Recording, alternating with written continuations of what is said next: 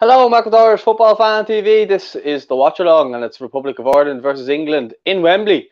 Paul, let's just get straight into it. Your thoughts on the lineup, because we're missing Seamus Coleman, James McCarthy, Callum Robinson's out through testing positive for COVID-19. We're missing so many players, and I can't remember the last time an Irish team was this depleted going into a game, and obviously a game of this magnitude. And I'm saying it's a game of magnitude because it's against England, and pride is at stake more than anything. And I'm looking at their team as well, which we'll come to after. But firstly, your thoughts on our team going into this?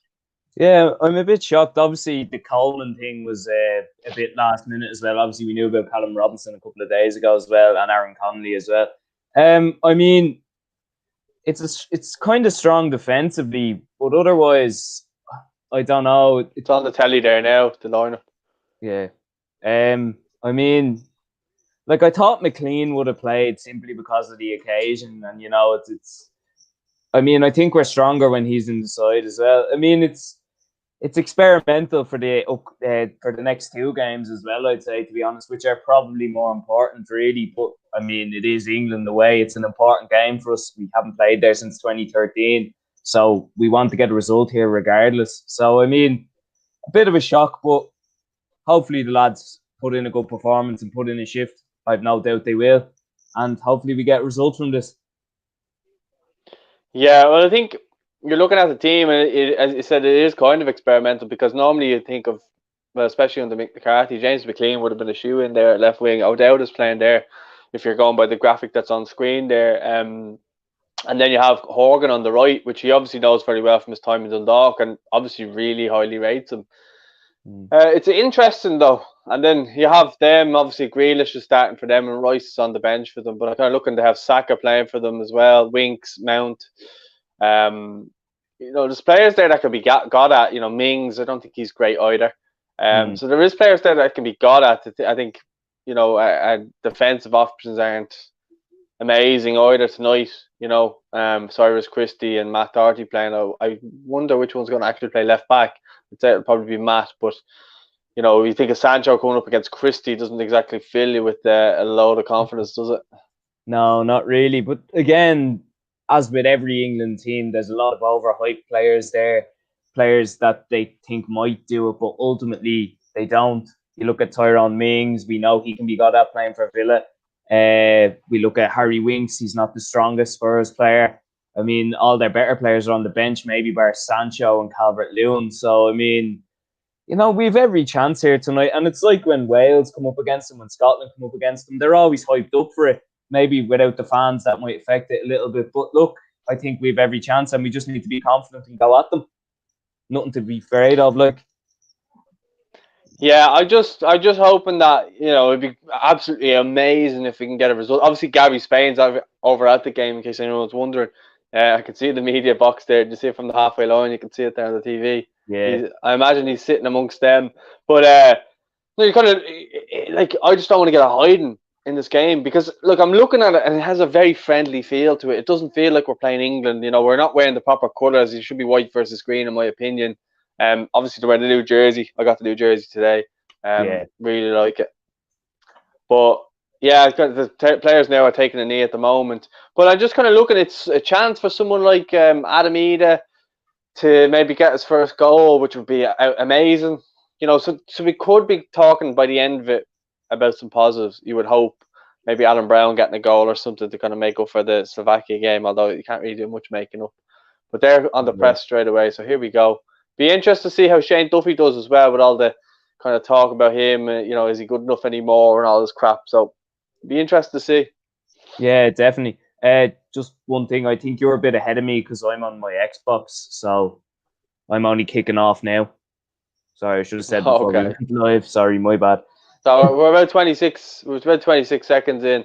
Here 30 now. But Cyrus is playing at right full here. By the looks of things, he's taking a throw on the right hand side. By the way, if you're watching this on RTE, you're probably better off turning off the sound, not listening to Kenny Cunningham, but listen to us. Although George Hamilton is a legend, I understand. But if you're interested, who's that Horgan straight into someone there?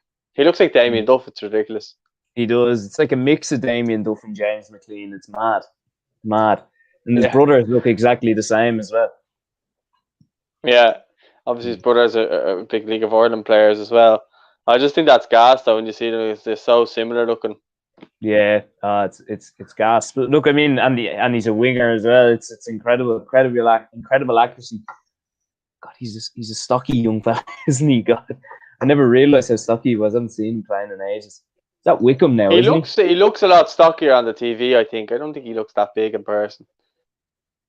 But Saka is getting very wide up here, playing as the wing back. Obviously, there's Duffy on Grealish there. He's at the dive and Duffy wins the free kick. I'm not going to commentate too much because I'm a little bit ahead of you, right? So I'll try not to commentate too much. Will you do me a favour? Will you go into comments there and see if there's any good comments to read them to yourself before you read them out loud? Because you're getting stitched up again like you did with Mo Lester. Yeah, classic Bundesliga banter. What was it? Nah, nothing. One lad who agrees with us. Agree McLean should have started maybe. I mean, just for the occasion, I think we all kind of expected it, but it's not a bad team. I mean, listen, lads deserve an opportunity, especially in a friendly. It's a chance to experiment. So, we're on the break here. Go on, Daryl. He's up against 2 or 3 defenders. They're afraid of him there. Afraid of him there. You'll see it now on your screen probably, but they're not letting Grealish have any time on the ball, which is great. Yeah, he just dived there. Duffy got a hold of him there a couple of minutes ago. You probably seen that, did you? Yeah, I did. Yeah, I just seen it there. I'm just on Daryl Horgan going forward now. Trying to put Truth out unlucky. Yeah, I mean, there's no Grealish is a fantastic player, very, very tough to mark, obviously. But I mean, obviously he destroyed Arsenal the other night as well, which is worth mentioning, I suppose. But I mean, listen, he probably could be playing in their first team, but I mean, I wouldn't be going mad over him. They've had better players down through the years that didn't really get an opportunity. So I mean, they just mark him. There should be no problem with it. Question here about why didn't Malumbi start? I mean, again, obviously experimentation, I'd say, to be honest. And he's probably going to be in the team for the next 2 games as well. Paul, I was surprised Malumbi wasn't playing at all. He probably come on in the second half, but I was actually very surprised. Alan Brown, oh my God, it's terrible. You'll see now why. But I was surprised Malumbi didn't start, to be honest with you. I would have liked to see him start. I think he has everything that we need. And in this type of game, when you need legs around the midfield, you would have thought he'd have been there. But it looks like he's trying to play with a really disciplined team. It looks like Hendricks being very disciplined. Great clears there by Egan. Yeah. But he's even Hendricks playing quite deep.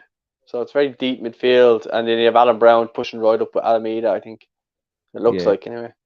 That's good. That probably makes sense because Brown would probably play there for Preston more so, wouldn't he, as well? So make more plays sense. Everywhere for Preston, really, doesn't he? He's all over the place with them. Plays right full, or he sits sometimes in that Perla role. Oh, lads, I think 2 of our lads are there colliding heads there. Howrahan and Egan. We've got an England fan here as well. Saying, hope you're well, Paul. Harry Biro, yeah, I coached with him in England. Hey, Harry, how's it going? Hope you're keeping well. Hope he's lose today. There's a few English lads because I would have coached. I would have coached over in Canada and America back in 2015 to 17 in the summer. So I'd have a lot of English friends, and they'd probably see me on Facebook or follow the channel because of me. So that's probably the only time they'll actually be watching videos, just simply because we're playing England. So hello to anyone who's watching, and thanks for the support. We've got this one as well. Thoughts on Callum O'Dowda? Well, what to say? Sorry, I have a ring light here, so it's hard for me to focus on the screen after watching that. Problem. Can you read it out, please? Yeah, he's like thoughts on Callum O'Dowda. It's okay. Thoughts on Callum O'Dowda starting? He's shocked that he started. He's a Bristol City fan. He doesn't impress him in the Championship. Angus Fraser is his name. Um, I'm struggling to think why O'Dowd gets so many passes. Like he comes in and he he does well and maybe gets injured and he goes out of the team for so long and you probably forget that he's actually in the squad. I know I did before. And then you're kind of looking going, all right, so well, what does he bring?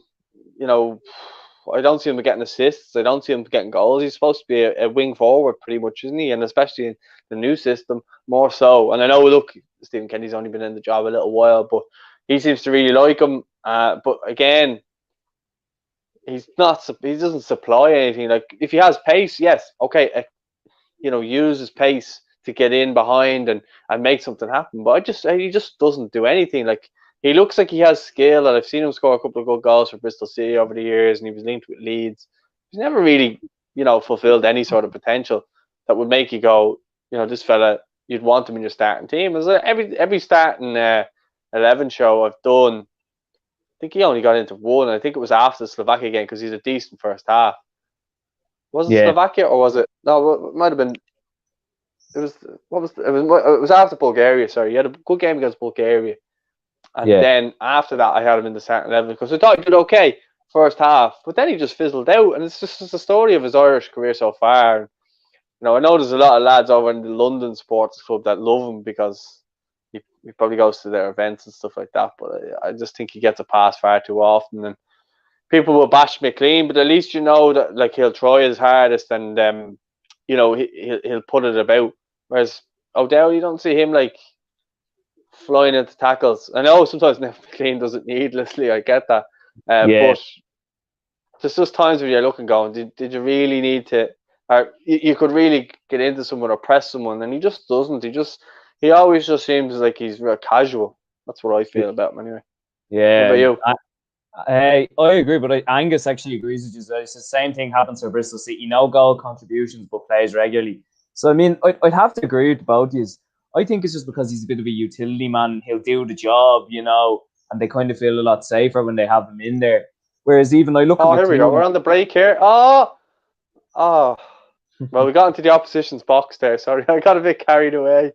Good play, though. It was Alan Brown and Daryl Horgan who ball whipped into the box, and it looked like Adam Eden was going to hit it. It's probably coming up on your screen right now. It looked like he was going to hit it, and I think the defender got in the way. But we're starting to get. Oh, it was a good ball by Hendrick into Horgan across the box. No one there, goes out for a throw. That was a good play again. Good ball by Hendrick. We're starting to play well. Yeah, they look very confident. They're knocking the ball around even from the back as well, which is what you want. I know you probably get a bit more time in a friendly, but I mean, looks well so far from what I'm seeing, what you're saying as well. So Angus agrees with you on Callum O'Dowd, by the way, as well. He says no goal contributions whatsoever, but still plays majority of the games throughout the season. For a team that might be competing at the top now, they've been up thereabouts towards the end of the season for the last few years. So I get where he's coming from on that. We've got just need more from it's international football. You want more from players. My biggest fear, and used to be the biggest fear. I don't know about you, Paul. What age are you, Paul? 24. I remember what age you thought that 24. So I don't know about you, but I always grew up watching Ireland. We were always better of the other nations between Ireland and the UK. Wales and Scotland and Northern Ireland. My always biggest fear was, and I always, even when we were terrible on the trap, I always felt like we were better than those other teams. But my biggest fear now is that we fall into that umbrella because they're all going to tournaments. Randolph, Jesus Christ, give me a heart attack. He does a Cruyff turn in his own box to get out in Calvert-Lewin. Bloody goalkeepers, you don't know what they're thinking about. Sorry, but I went out because my heart was in my mouth there. I thought he was after gifting him a goal. He done well actually. We're on the right hand side here now. I'll go back to that point now in a sec. It's just Hendrick with a good ball to Brown. Christie wins it. What's going on here? There's a free kick on the edge of the box for us, so kind of out towards the corner flag a little bit on the right hand side. Morgan's over. I'd say Howard will probably take it. But no, my biggest fear was that we would end up falling into that bracket of those teams and being one of the worst of those teams. It was my biggest fear as an Irish fan that we would, because I always felt like we had that heart and desire that we'd always get through games that we probably shouldn't have, and we were always better when we were underdogs. But when I watched the Wales and the Scotland, they're getting better, you see. And I feel as though the way things are right now, until we obviously start getting a couple of wins, I think people will start looking at us like that. You know what I mean? Yeah, I get that. I mean, it is worrying. Yeah, you look at Wales; they've got Bale and Ramsey, and once they're playing, they're a different team. Mainly when Bale's playing as well, they're a different side, and they can compete. As we've seen in the Euros, they can get the semi-finals. Maybe they're getting on a bit now, but I mean, I do understand where you're coming from. You look at the North, the last while they've been performing very well, and obviously in the playoffs tonight against Slovakia, which could have been ourselves, but wasn't to be. Just point on that. This guy here, Yuri, asks, "Are we bothered about how the North and Scotland get on tonight in the playoffs?" No, to be perfectly honest, I say this about domestic football as well as in, club football, but Steadfast or whatever. And the lads are always on to me, oh, this team are doing this and that team's doing. I don't care about anyone else. Focus on yourself, and that's how you only get better by focusing on yourself and worrying about what you can do and what you can affect. Because what's the point worrying about something you can't affect? I mean, yeah, okay, if they get to the thing to the Euros, it's going to be horrible, and they'll be bragging, laughing at us, but John Egan's just down here at the moment there. He looks like he's probably going to come off. It looks like a head injury, sorry. I think he collided there with Michael Keane. No, he collided with Howard making a block. But anyway, just going back to that, I don't like what difference does it make to us? Like, exactly. as in you or me. Like, would you be bothered? No, they're not going to win it. So it's not like, someone's coming on there. I think it's Darragh O'Shea's coming on for John Egan. John Egan's been a bit unlucky like that. He does get injured quite a lot for Ireland. I've noticed he got injured against Denmark, and then I think Kieran Clark came on for him. I think he got injured. Was it Slovakia or one other game? Or no, that was because of COVID. It's fine. He's been unlucky with injuries with Ireland. But anyway, look, I think Darragh O'Shea's just as good, which is a serious compliment to him. Yeah. What are your thoughts on that though? On the North and Scotland. That comment there, yeah. I mean, well, I have tickets to the games in the Aviva, so if Northern Ireland qualify, 2 of those games would involve them. So, I mean, would you go? Yes, I would, because I paid 185 quid for one of them, so I would go. Don't care who it is, I'm going because I paid the money. Because I thought it would be us, so I was just like, I want to get tickets.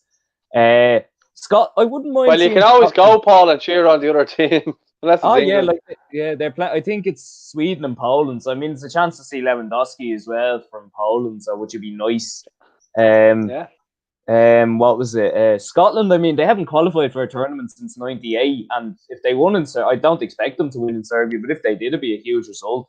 So I mean, I don't know. Maybe I'd like to see Scotland, because if they could end up playing against England, then that would be a bit of crack. So Yeah, well, I think, Hendrick, you should be winning that. Oh, he tried to lift Jack Grealish over. But to answer the question, I wouldn't really care if Northern qualified, but it'd be nice to see Scotland get there. Yeah, I don't know if you've seen that attack there, Adam Ida.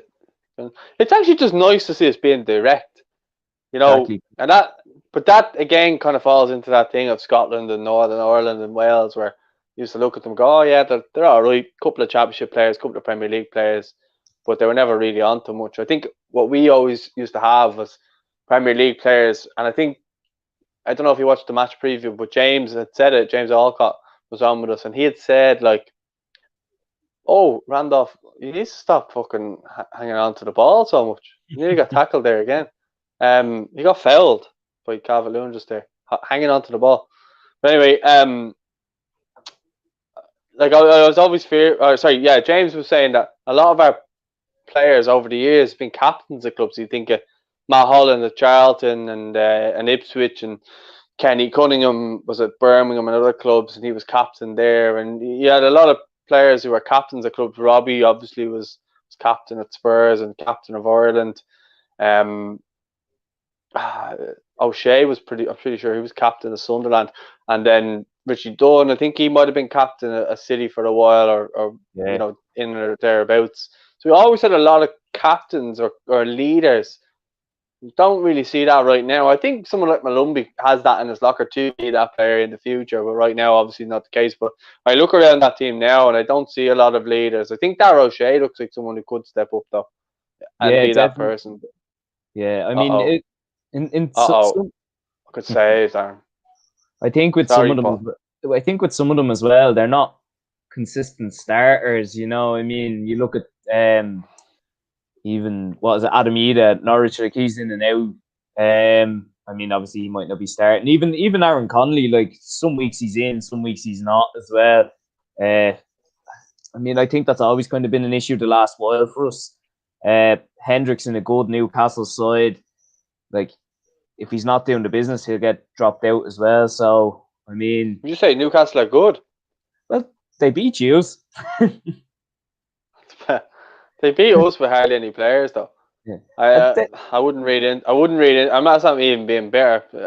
I wouldn't read into it. I Oh know. no, 1-0 Harry Maguire. Ugh, of all people, of all people, Slab head. slab head. Signal. Have you seen the goal? No, it's coming in now. Corner from Mount, wasn't it? Yeah, it comes No, back in the other side. Is it Grealish? No, it's Winks. Winks, I think. Yeah. Ah, yeah. Ugh. Two of them left on the floor there.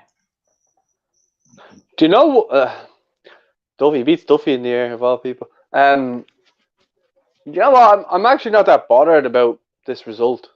I know it affects seedings and stuff like that, but I think probably what Stephen Kenny's thinking here is just test yourself against the best. Now, look, it's only 1-0, but we've been unbeaten there. I think Gary said on the preview that we had the second longest streak against them. So hopefully we can keep that up, but it's just annoying. Ah, it's frustrating. It's a frustrating goal to concede. Like Duffy gets out. Duffy was on him there. I don't know. I mean, Duffy's not in form at the minute as well, so it must be tough for him.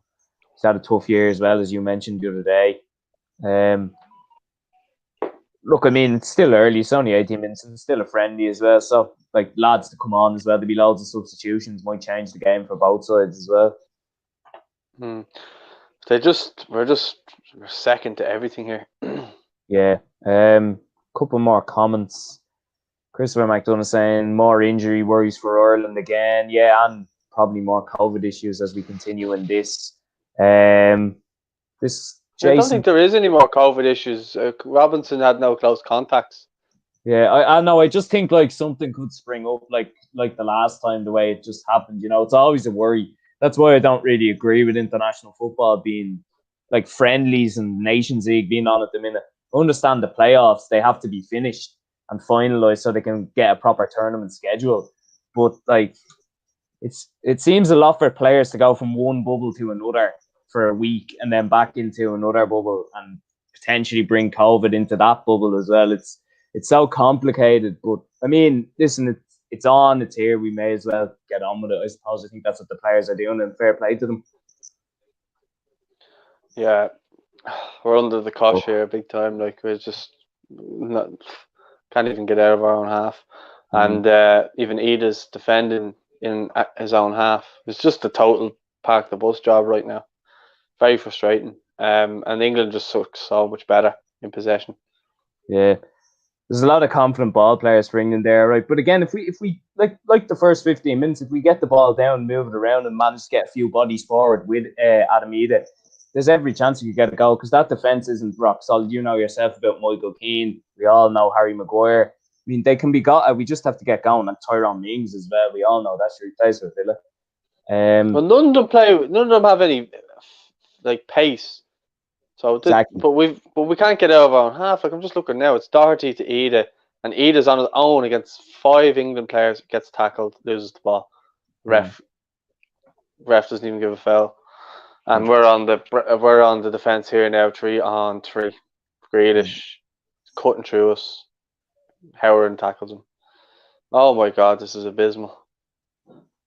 We've got a question here. Do we think Sean Maguire will get a chance tonight at some stage? I'd say he will, definitely. Don't care. He just doesn't do anything. Great ball, Horgan. He doesn't do anything. Whenever he's been picked, he hasn't done anything. Don't know why. He's another one like O'Dowd who gets a pass constantly and just doesn't do anything. Like, he scored against New Zealand and it was a good goal. He played well in that game, but they hadn't played a game for 2 years. Yeah. 2 years. So they probably haven't played a game since either, to be honest. Well, we actually took their place because they were meant to play England. Yeah. But it's just, what are your thoughts on Maguire, Paul? Because you for me anyway, you can't think that he's worth even having in the squad anymore. There's no wonder why he doesn't get picked and he's always a standby. I agree. Like, I mean, obviously, I think he's come in because obviously the Connolly situation and Callum Robinson as well. But I mean, surely you could look at Shane Long there. I know maybe he doesn't get as many goals as he used to and he's not in form, but he still comes on for Southampton a lot and gets high praise from Ralph Hasenhüttl all the time as well. So, I mean, if it was me, I would have been looking at Long. No offence to Maguire, he does well for Preston, but I mean, it's not like Brown where he's constantly there for Preston and he's a big presence in our midfield as well. It was good against Slovakia, barred a couple of misses and got slated for no reason whatsoever.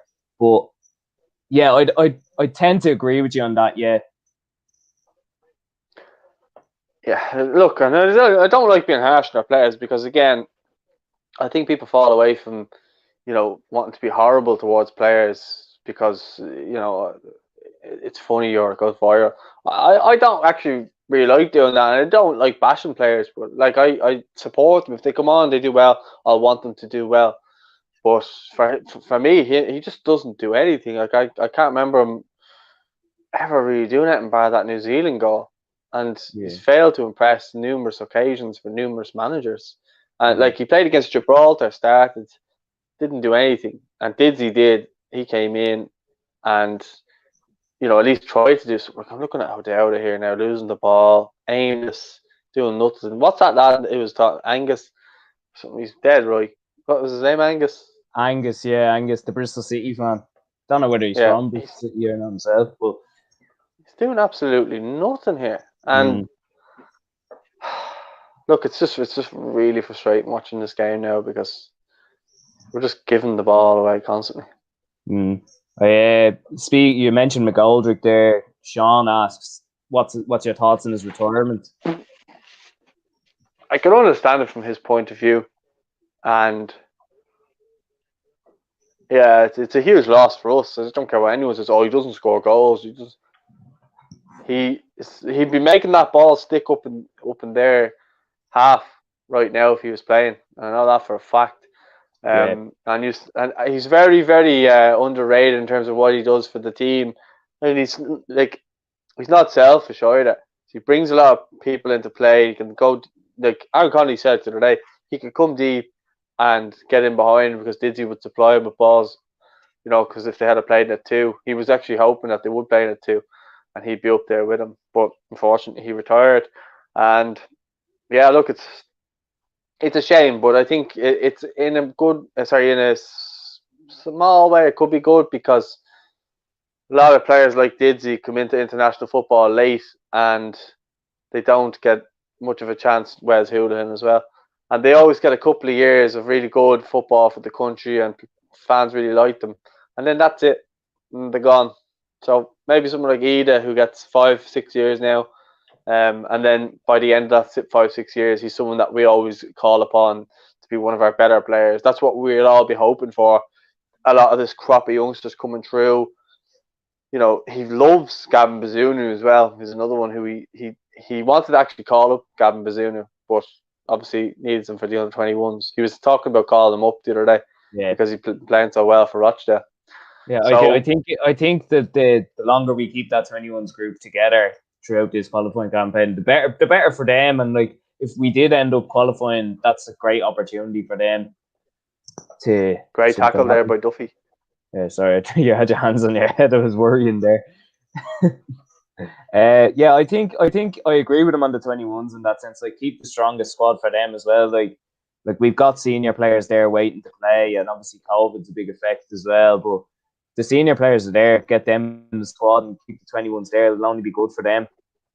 Well, I think you're right there, Paul, and that's why I think maybe McGoldrick's retirement isn't that much of a bad thing, because it will mean that younger players will have to, force their way into the team and get the experience. Could say Randolph. It means that they'll have to get the experience themselves, because there is no one else we can call upon, and it'll be up to the players then to make that step up themselves, and it will stand to them in the longer run. As Kenny had said recently, like in March, a lot of these players, these games that they're playing now, it'll stand to them come March when the World Cup qualifiers start. So that's probably in the thinking. You got to remember, there's so many good players and that crop of youngsters, like the 21s, and you got to go through them. Like, you've got Bazunu, you've got Kelleher, who needs to leave Liverpool and play first team somewhere. Then you have you've got Malumbi, you've got Knight, you've got Conor Ronan, you've got Aaron Connolly, you've got Troy, you've got Alameda, you've got Darragh O'Shea, you've got Nathan Collins, you've got Connor Masterson, you've got maybe Leo Connor. Hopefully he starts making the step up over the next couple of seasons. You'd hopefully have him there, solid right back, because a lot of the good right fullbacks we have at the moment are kind of getting on a little bit, you would say. Maybe Doherty's 28, Cyrus is probably, I think he might be older, and then Seamus is 31, 32. So, no, he's 31, sorry. So you have those players in those positions that I mentioned. And then you got Connor Coventry, Josh Cullen, although Josh is kind of getting a little bit older. But there is a lot of players there that will really need to make their mark on the next qualifying campaign. And then you'd hope that we can call upon them and have a lot of them playing first team for their clubs. And hopefully, within the next 2 years, a lot of them are playing Premier League football as well. You'd like to hope anyway. Yeah, definitely. And I mean, my own thoughts on McGoldrick return as well. Obviously, it was a bit of a shock. But I mean, whenever I seen him play, he's very good. Maybe he drifted out to the wing a bit, but that was just to try and get the ball and get it to stick up for the lads, as you mentioned as well. His goal against Switzerland was fantastic. I remember being behind the goal for that. It was great moment. And I mean, I know it was he probably could have got a few more for Ireland, but again, we have that memory as well, which was great. One lad, Chris here, agrees with you on Troy Parrott. He's asking, do you see him making an impact for Ireland in years to come? Need a striker who can stay in the team consistently.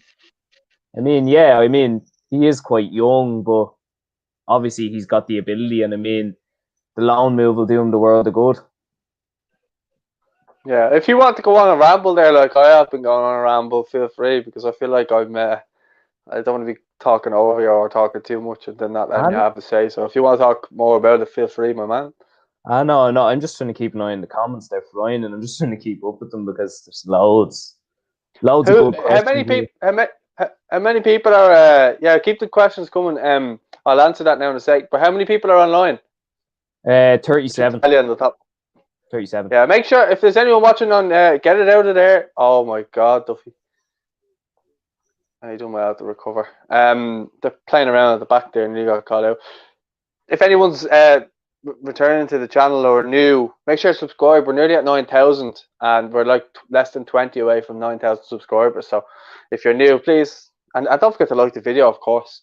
Whether you're watching on Facebook or YouTube. If you're watching on Facebook, give our page a like, and if you're watching on YouTube, give it a subscribe. Troy Parrott, yeah, look, he's 18 years of age. Let's not forget, but massive talent. I spoke to Liam Scales obviously after the Shelbourne game the other day, and he's in the squad. And the way he spoke about great header, Duffy. The way he spoke about Troy was as if it was Gareth Bale for Wales. Do you know what I mean? He gives the 21s that edge. Like he was saying, having Troy back is massive. Like that was his words. And he's someone who's played with him, and he's played with Jack Byrne. 2-0. Sancho. Damn. I think Grealish got an assist for that one. Little snake. But anyway, in 10 years' time, our crappy youngsters will beat these anyway. But yeah. You see the goal. Has the goal gone in for you yet? Gonna go in now. Yeah. bottom corner. Through He the, actually took through that the very legs. well, to be honest. Mm. Yeah, I'm sorry. So as you can see, Scales was saying that, you know, basically Troy gives him that edge. So I think that kind of goes to show how good a potential he has. He's at a really good club with Spurs. Obviously, he's at Millwall on loan at the moment, but I think he just needs a run of games. The season hasn't even got going, and we're nearly in November here now. Or we are in November, so we're nearly in December. I was gonna say. So it is one of those where he does need a run of games so we can actually see what he's like playing first team men's football. It's all well and good playing under 23s and UEFA Youth League and all this and banging them in, but ultimately it comes down to doing it at senior level. And if you're good enough, you're old enough. But I do think he has something different. He can play in all the different positions across the front. He could probably play centre mid as well, go to number 10 as well. So he has a lot to his game that I think Stephen Kenny absolutely loves him as well. So I think there's a lot to be said for Troy right now, but it's just a matter of kind of off the field antics. I think are the things that are really affecting him, and if he gets that right, I think we definitely have a player on our hands. Yeah.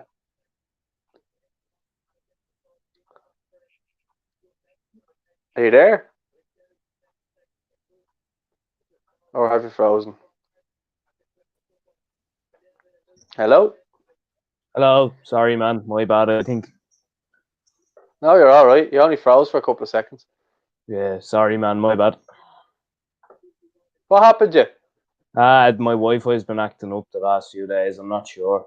It's been the same with college as well. It just goes off for a couple of seconds. Don't know You're what all it is. right. Your thing only flashed off for a couple of seconds. So weird. I just wasn't sure because it went quiet, and I wasn't sure if you were looking through comments or not. That's all. Because you didn't look like you were frozen. And I was like, "Are you frozen?" And then Yeah. you just came back then. Yeah, I mean, it's just frustrating. Angus is back again, talking about Callum O'Dowda. A bit of energy in midfield is all I can see Callum O'Dowda that he offers. I mean, yeah, we're seeing that tonight as well, I think, to be honest. And even then, it's probably not enough energy. So is Daryl Horgan. You look at him tracking back there, but international football should be the best of your best players that you can have at your disposal. No, and that's why I was saying earlier about, you know, lads talk to each other at the back there. They're doing well. That's what I was saying about us being ultimately like Wales or Scotland or Northern Ireland. Like, you look at the players that they have, they don't necessarily have the best players, but they make do with what they have. I still think overall we have a better team than Wales. Because I think they, as you said, well done, Doherty. Break! Oh my God. Backwards, sideways. My God. Too much just so annoying. Too much of it in football nowadays, to be honest. Unnecessary passing. Try to get it forward when you can. I know holding the ball is important, but no point passing around your backline for 20 minutes. Yeah, well, isn't that it? Like, there's just so much of it these days that people are so afraid of losing the ball that they just keep playing the most basic passes ever. Yeah, and Michael Doherty's just pissed off. Yeah, I can say so. It's probably such a step down when he's playing for Spurs as well. Like, at times, it must be just disappointing for him. But I mean, he's got to put in the effort as well as the rest of them. Michael Murney asks, what if we get relegated? Will you still back Kenny? For myself, I always back the manager unless it's a new Unai Emery situation where it's just impossible to back them at the end. But look, I won't turn against Stephen Kenny. He's done great in the league. He's done great in his career. And it's still only a start, a stuttering start because of COVID, because of other things as well. So I wouldn't be thinking too much about this. We were lucky not to beat Slovakia. We should have beat Slovakia. I mean, that was with Kenny in charge. We just didn't take our chances, and that was it. I'd still back him, 100%, because we were relegated last year as well, and we all still backed Martin O'Neill and Mick McCarthy as well after that. So, well, I think a lot of people got fed up with O'Neill. Enough was enough with O'Neill. He was coming out and we don't have the players this, and we don't have this, and we don't have that. Mick was the total opposite. He was like, well, this is what we do have. You know, we're going to make ourselves resilient and hard to beat, which is what he did. Didn't win many games, but defensively we were quite good. Frustrating to watch because we didn't do a whole lot. It was like Martin O'Neill's tactics, but a positive mindset, if that made any sense. Not taking away from anything Martin O'Neill did, because what he did achieve with Ireland was really good with the Euros and stuff like that. That gave us good memories for probably the rest of our lives, as long as we can remember anyway. Then Stephen, look, I think he's touched on it on the panel before the game. Like, he's just been so unlucky with injuries and COVID, and I don't think any other Ireland managers ever had it this bad. And we still have played quite decent. Like, I thought we were a better team against Wales. Finland, they were clinical, we weren't. That's how they won that game, the most recent one. So I think, look, once a couple of goals go in, I don't see us being a bad team. I think if former players, a lot of people who actually understand football, a lot of ex-pros and stuff like that, talking about Stephen Kenny and the difference in approach, and you can see positive signs. So if all of them are saying it, they've all played top-level football, and then you have Johnny from Ballyfermot telling you that he's out of his depth because he knows from his couch. I don't really take any or pay any attention to those types of people. Yes, I will back the manager until there comes to reason. Oh no, they're on the break here again. Oh, good tackle, Cyrus. So until he does something that's absolutely ridiculous and has us questioning, but I think you can ultimately only judge the manager on when he has his best team available. And let's be honest, since he's took over, he's not had the best team available for him, has he? No, definitely not. It's been very, very stuttery. Players dropping out with injuries, players coming in because of coronavirus, whatever. So, I mean, it's just been a mess so far, to be honest. There's no way you can, judge it already. And the Slovakia game is our best performance, to be honest. And we played very well that night. We should have won, but we didn't. That's just the way it goes. So, there's not much more you can say on it. Yeah, I was thinking people just want to look for a reason to point the gun at Stephen Kenny, to be honest. Yeah. Any excuse. There's a good comment from Owen Kane here. He says, get Paul Nealon in the job. There you go. Have you in. Good man, Owen. I delivered on the PlayStation. I won the Euros. I got us there and I won it. And I think we beat England in the group stages, if I'm not mistaken. So I've done it all for our country. I'm retired now. I'm in retired manager. I'm now a club owner, Steadfast United. So a player owner. So that's my new duty. Yeah. Michael's back again. He says the players are the problem. I believe Kenny can do great things.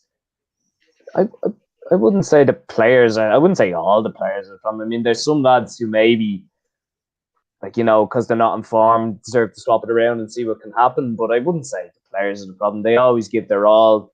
I remember years ago when the team would be getting slated, they still always gave 110%. But I mean, when you're playing against, it's a strong enough England side, it's an attacking England side, they're going to go at you. And if they score twice, they score twice. That's it, Yeah, well, people have to remember they're fourth in the world rankings. We're 36. Exactly. So people need to be realistic. They're a very good side. A lot, everybody playing tonight now is Premier League or Bundesliga, if you're counting Sancho. The Premier League and playing at good clubs in the Premier League. They're on the break here.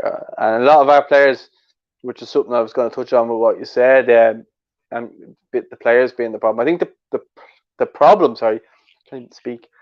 The problem is that they're not playing at their clubs. And ultimately, it's showing on the pitch. The ones that aren't playing are a yard off of here. Howrahan and the likes. Randolph looks very rusty tonight. Who else? I never agreed with him leaving Middlesbrough going back to West Ham, because Fabianski was always going to get back in just of how good he's been for them since he joined them.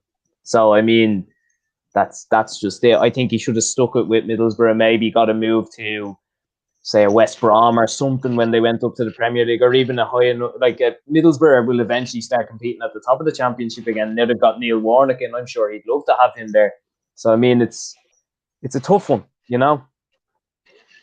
Yeah, well, I think there's the glamour of London. He knows the Yeah, club. exactly. Money wise, he has to look after himself. This is probably his last big move, money move. Yeah, He knows David Moyes. You worked with David Moyes.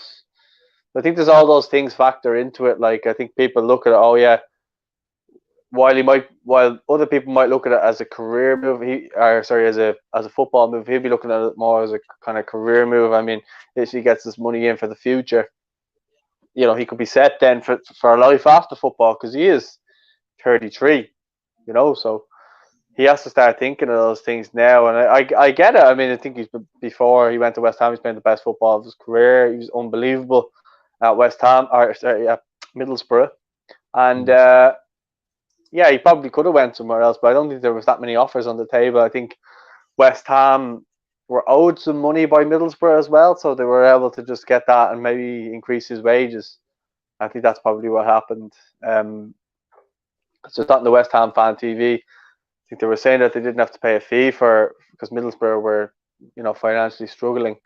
So they didn't actually have to pay a fee from him. I think he only had to pay his wages. So it made sense, I suppose, for everyone in their mind. Probably didn't make sense to Irish people who wanted, obviously, Randolph to be the first choice wherever he goes, because obviously if he's playing well, generally he keeps us in games and stuff like that. And if he's not playing well, if he's not playing consistently, I think it will show on the pitch. Oh, Darragh O'Shea's at the milling Calvert-Lewin there. I think at West Ham the first time around he was unlucky to get dropped when he was in because they wasn't it Joe Hart who took over from him. I think it was like they got him in on loan. Yeah, and Adrian. Adrian as well. I mean, Adrian was actually quite good for West Ham from what I remember. But I remember Joe Hart was in, and I was just like, Joe Hart. I mean, he's done nothing the last while. Like Randolph's playing for his national team. He's been your keeper for a good while now. Stick with him, And I mean, I think it was when Adrian got injured and Randolph came in for a good while anyway. And then he went to Middlesbrough, obviously, because Joe Hart was ahead of him for some reason. Yeah, but I think that was good by him. He got out at the right time. Yeah. I agree on that. At that time, I know you don't agree on this move, but but yeah, it's a tough one really, and I kind of feel sorry for him. In many ways, I think he actually went there with the belief that he could probably get in there ahead of Fabianski. Yeah, that was his belief. He played the best football of his career. Went there with the belief. I agree with him on that, but I just think, like, I think West Ham's agenda was always, you'll come in and then once Fabianski's back, he'll go in. And I think that's just, I don't know, that's just the way, unfortunately, for him. Yeah, I agree with you. Yeah, Christopher McDonough agrees with you on the players starting on the bench. They need to step up their game always because they're playing against players who are constantly starting. That are constantly starting, which I agree with. What was the comment again? Sorry.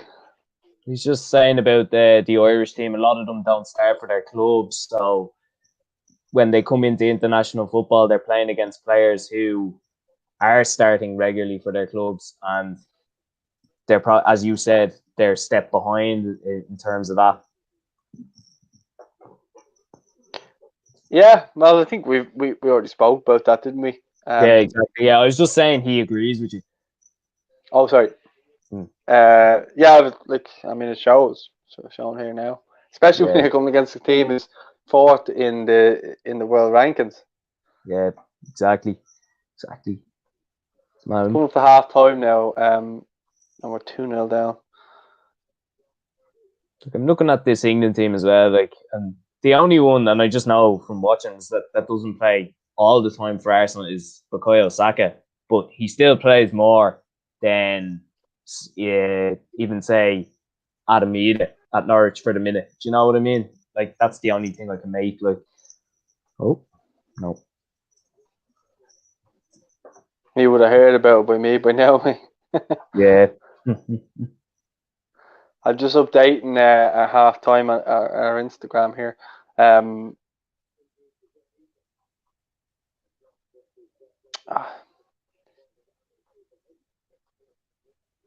Oh no, I put Wemke instead of Wembley. Yeah, this half hasn't been amazing, has it? Grealish on the ball No, here now. he's been very good, to be fair to him. It sickens me to say it, but he has been very good. He's very confident at the minute. Yeah, he's probably playing the best football of his career. Yeah, At the moment. definitely.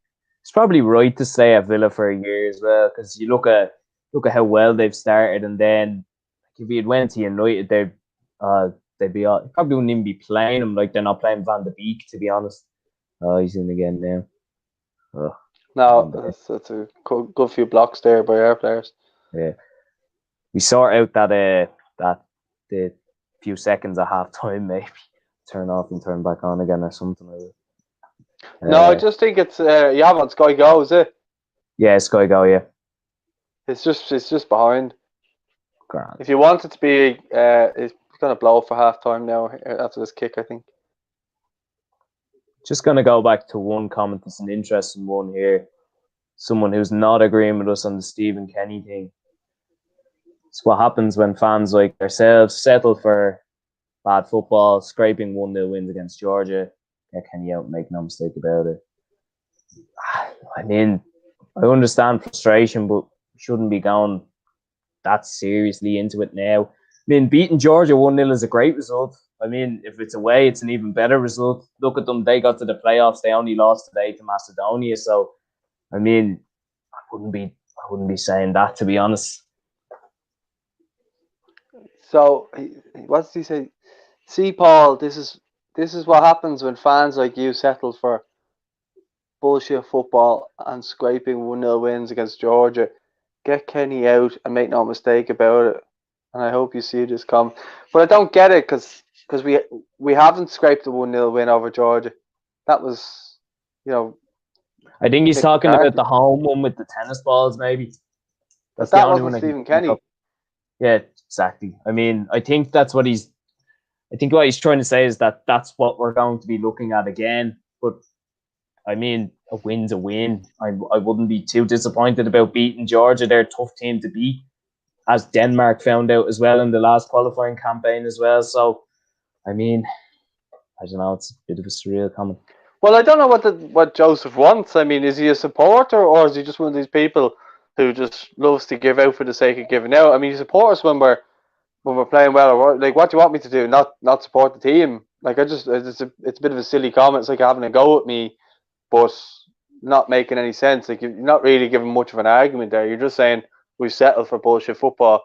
Not necessarily.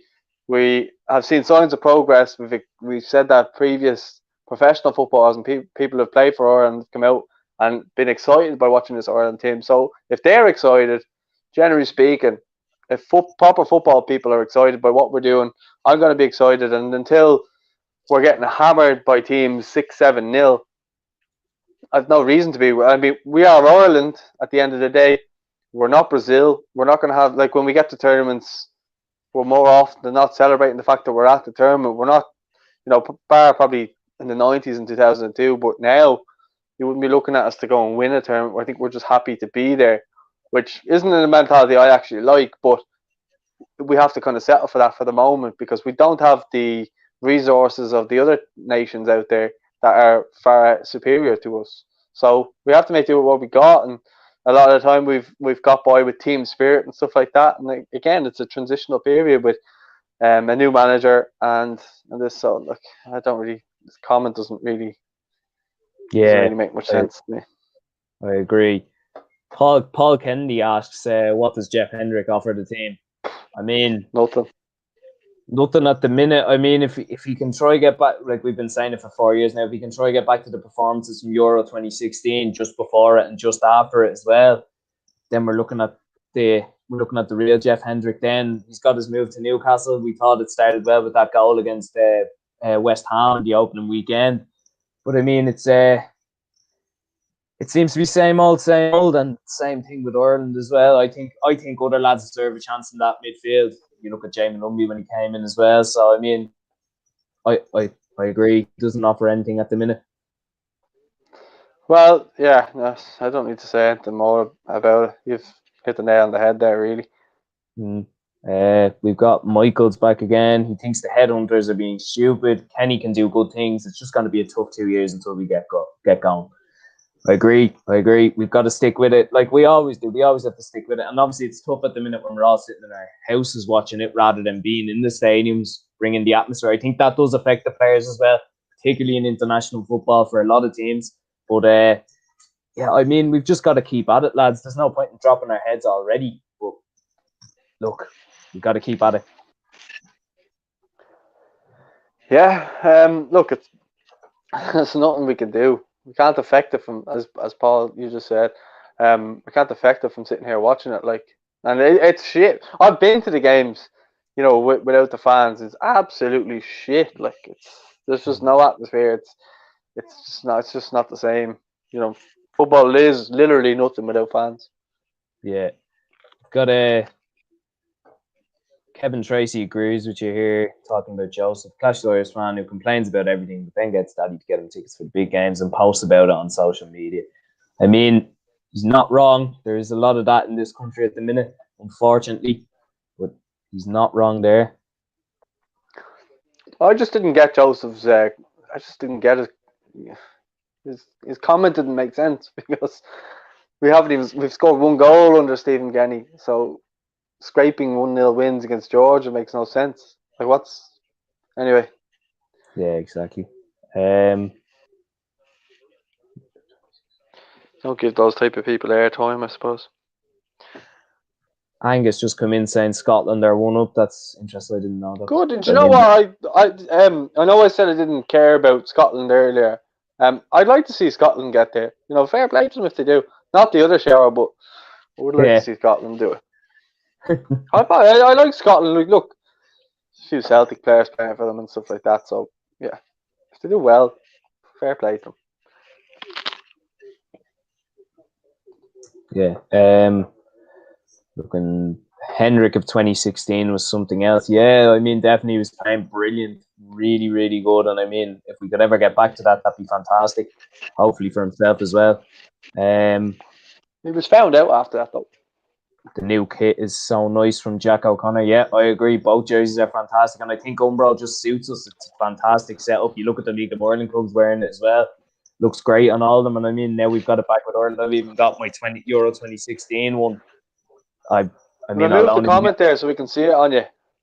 Yeah, you can't. My camera's too. That one. It's just a green one, I bought that recently, a long sleeve one. Yeah, I just do a thing. Like, I just do a thing. I'll probably get those jerseys now, but I generally just do a thing until we qualify for a tournament. I don't get a jersey. It's just my thing. I don't know why. One of those stupid rituals, whatever. So, be changing that this year, hopefully. Load of comments coming in. Oh yeah, definitely. I mean, sure, I have the money this year, so all I've been doing is working and nothing else. Couple more. When I said Kenny, Michael's back again. When I said Kenny was out of his depth, I meant it as like he has never managed a full-time high-level club, so there'd be growing pains. Honestly, though, didn't know it would be this tough. I mean, it's just been a tough start. I mean, it either goes one way or the other.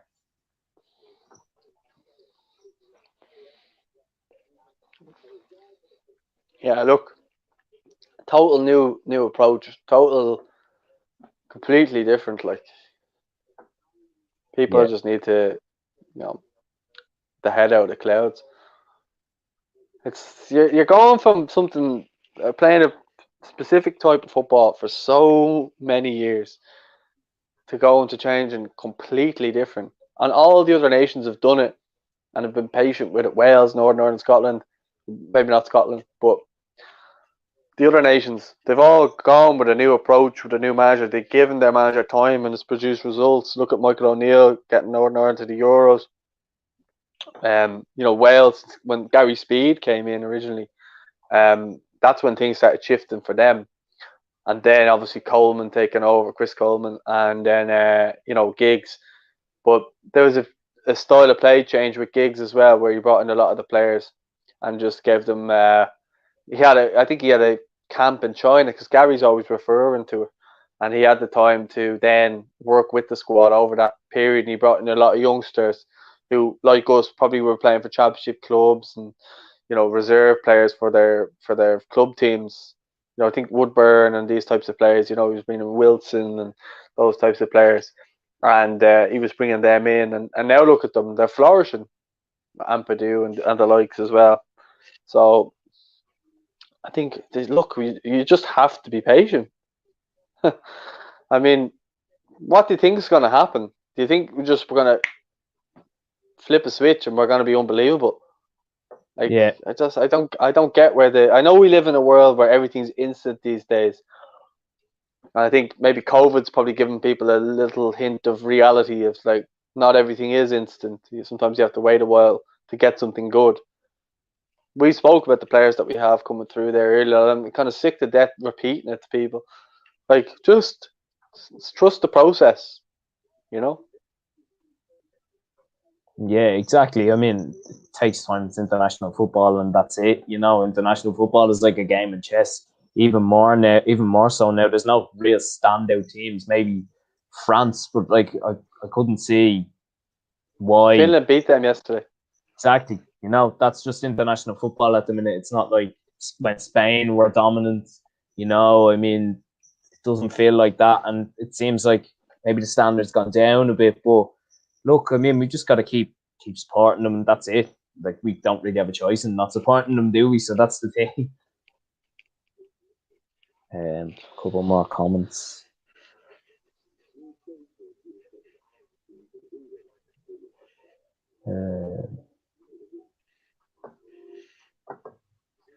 All the hipster football journalists who clamoured for Kenny have got what they wanted. This is grim. Still early, David. That's all I'd say to you.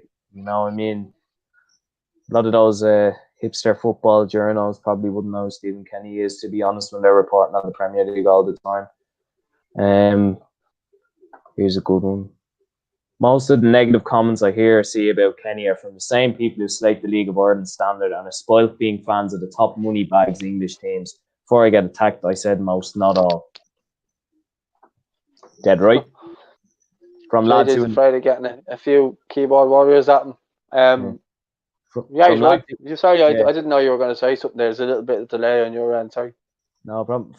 From lads, from both of us who cover League of Ireland regularly, the standard there is improving year on year. So I agree with them on that. I mean, if you actually watch the league, they've given us the opportunity this year to watch any game we want with Watch LOI. Obviously, they still haven't. So, not saying this to JJ, saying in general, I mean, there's a lot of quality in that league and we should get watching it because it is our domestic league. I think he was agreeing with you, though. No, yeah, no, he's agreeing with me. Yeah, I know. I'm agreeing with him as well.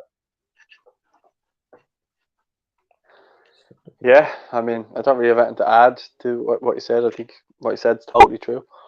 It's you can look at some of the players that are coming through now, even at Bows, like Danny Grant and so on.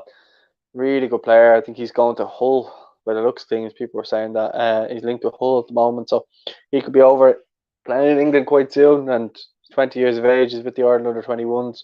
Very good player. Has that. He's built quite well now. He's bulked up a little bit over the last season or so, and just looks really in top shape. And I'd love to see him get a move and do well, and hopefully be in the Ireland senior team in a few years. Yeah, definitely, I agree. He's just one off the top of my head. Yeah, definitely. Kevin T says people think it's FIFA and everything will change overnight. Yep, exactly. Dead right. We've a couple more here. Hopefully Malumbi comes on. Yeah, I mean, look, it's a friendly. Everyone's probably going to get an opportunity, but there is 2 more games, so keep fresh for them as well. They are very important games as well. Here's an interesting one. Oh, sorry, go on. Go ahead. I think Royce will be on in the second half. Oh, yeah, well, sure. We'll have to get McLean on then. Go hunting for the 2 of them. Daniel James Kennedy. I think he's just asking the chat here. People who are anti Kenny, who would you have for the job? Interesting question. Get your comments in for that one. Anyone who's anti Kenny. Is that Ardan? It is Ardan, yeah. Are you sure? think so, yeah. That's what his name is in the group chat anyway, I think. All right. I just want to see the name. I just wasn't sure. If it is you, Dan, hope you're keeping well, mate. Top man.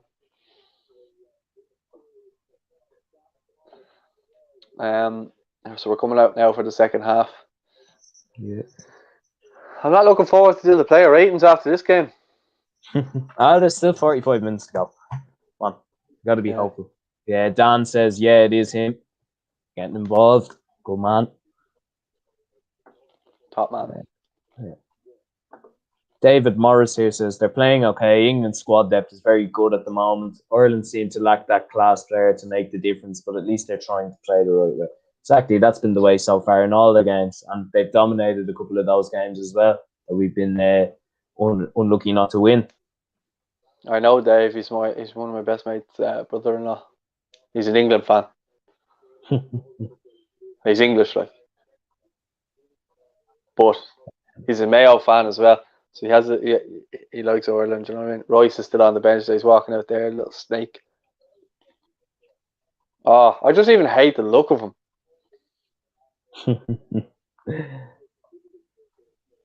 Another one I don't really like to give airtime to, but obviously he's there. They're bringing on Henderson in goal for Pope. Yeah.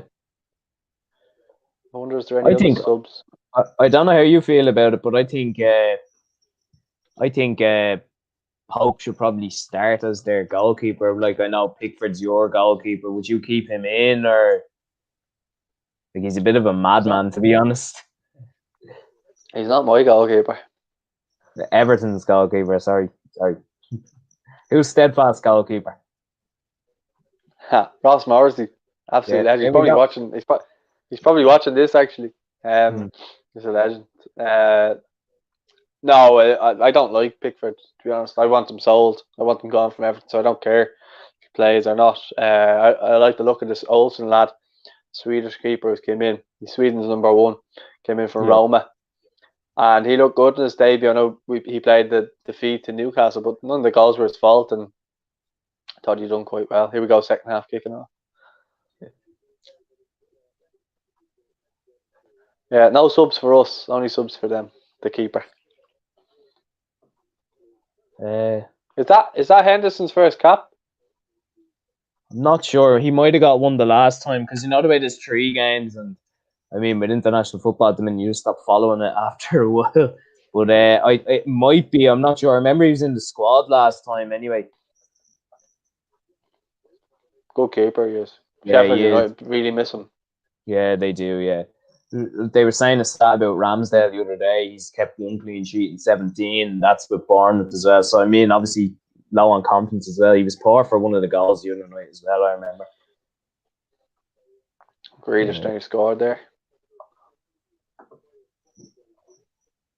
Hourihane poor, get him off for Brady, left leg for left peg, at least get a couple of passes going. Sure, we've been passing through the whole game. I think we need a few goal chances now at the minute and a few crosses in the box, like you've said. Don't need any more passes, really. I think the lads are confident enough to do that. I think I actually said that in my Starting 11 show, that I either played Robbie Brady in there instead of Howard, because I just think he's tidier on the ball and he's good in like short spaces, whereas I don't think Hourihane is. I think he likes to have a big open pitch in front of him so he can carry the ball into it and play a safe ball. Whereas I think Robbie Brady is a bit more of a risk taker, but he will try and take players on and stuff like that, and doesn't necessarily rely on his pace because he's so clever with the ball at his feet. He can produce a moment of magic as well, you know. Yeah, definitely. I agree. Needs more game time. So obviously that injury he got Brady as well a couple of years back did affect him. Clearly he was out for ages. So I mean, it's tough to get back into a team once that happens to you. Like, JJ says, Ollie Horgan's the only man to have next in line. Previous international experience at schoolboys after he leads Harps to Cup glory in Europe. I mean, Ollie Horgan, I got to give it to him. He's probably been the manager of the year in the league besides Stephen Bradley, to be honest. I'd feel. I mean, he's done a fantastic job since they came back from COVID, and he's done. I mean, the fact that Harps, I know obviously Shell's fan, it's devastating to us that we're now in a playoff on Sunday. I mean, he's done a great job at Harps and he's been there for ages as well. So, I mean, it might be a bit of a long shout, probably being a bit sarcastic as well, JJ, obviously. But, I mean, look, Ollie's a good lad. He's a good lad and he's done a great job. Yeah, I think if you're that manager of the year, surely you'd have to have Liam Buckley in the debate after getting Sligo into Europe. Liam Buckley as well. Apologies, I was speaking to him when we just came back at the cup game against UCD, and he was saying he was playing down getting into Europe, and now look at them. Well, obviously maybe cup dependent as well, but I mean they're in Europe now, and fair dues to them. Yeah, I see he's a nice fella, Liam Buckley. To be fair, yeah, he is. Yeah, it's funny. It's funny because you're going to look at Sligo. Thought they were going to be relegated. Like the remember we went to see them against Bohs and they just had nothing bar McGinty and goal, who pretty much kept them in it that night. And 0 points, then they'd lost 4. Didn't have that many players. Brought in a couple of lads, done great. And I mean, it was all from that first win they got against Derry on the first night back in the league. So done great, Sligo did. Yeah. Was that you at that game, was it? Yeah. I think you spoke to. That must have been one of your first games, was it? Oh no! Sorry, I think it was. Thank God. I think it was. I think it was my third or fourth. Yeah, third or fourth. You'll probably see that chance coming up on your screen there now. It's for England or Ireland? England. Sorry, England. Grealish to Mings to Saka, but he slips it at the side net.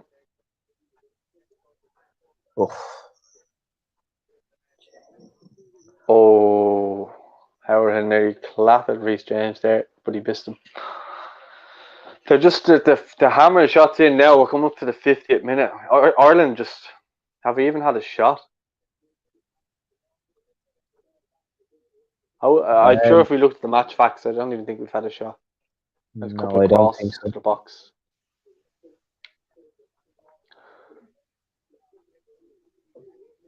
Oh, Hendrick is in no man's land here. Yeah, we can't get out from half. Just go along with it, Darren. Reed says, I really do want Kenny. I know he needs time. We just need to get lucky one game, or at least not concede while playing decently. Good points, maybe, to be honest. But I mean, keep going how we are. You're dead right there. I think we'll win one of the next 2 games after this one. And Peter M saying Keith Long for manager of the year, maybe in the League of Ireland. I mean, he's done a great job of both. Yeah.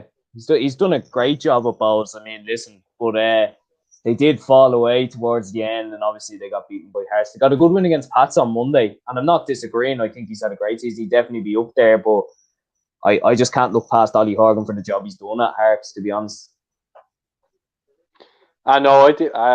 I give credit where credit's due. I think Keith Long's been fantastic. I think there's 4 managers it's between, and Buckley, Long, Bradley, and probably Horgan.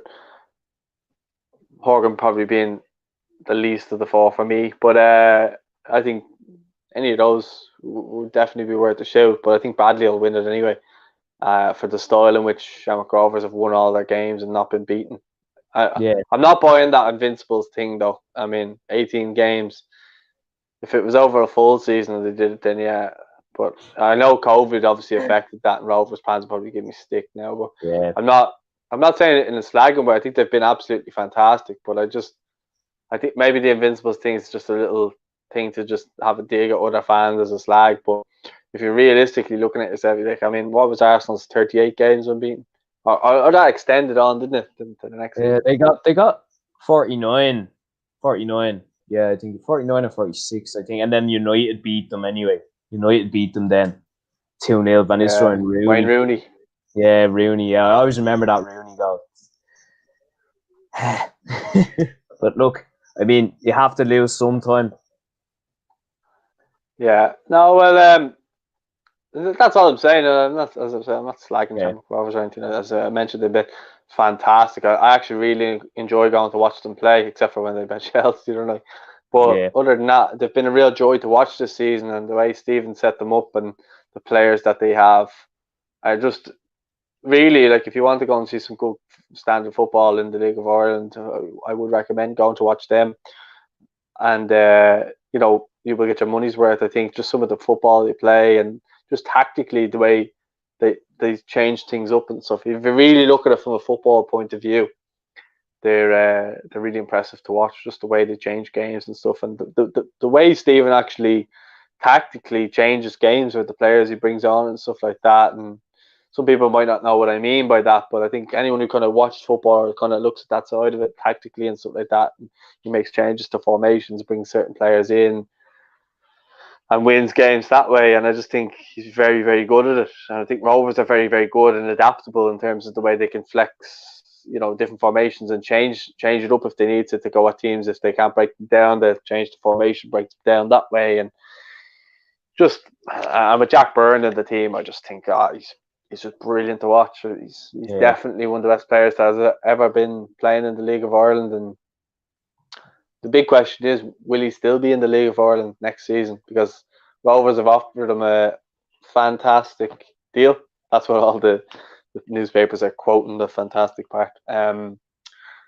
So yeah, it'll be interesting if they decide then to, if he decides to go to Rovers, or stay at Rovers, sorry, he is at Rovers already, or go to England or wherever, start him going to Colorado Rapids as well, which would be mad. But I think if he did go there, that would end his international chances, I think.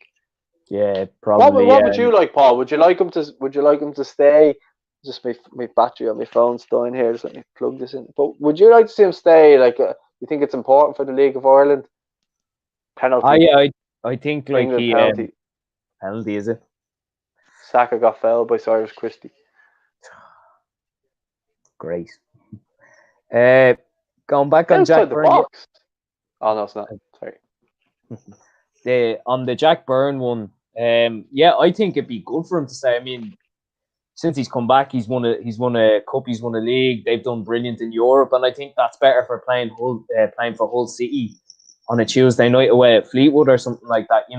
For a player of his age, playing like you're from Dublin, playing for a club like Shamrock Rovers, you're playing in Europe every summer, and there's a good chance they could qualify. They've beaten a couple of teams who you would consider better than them, and I mean they're playing well. He's got a good manager there. They've got a good side.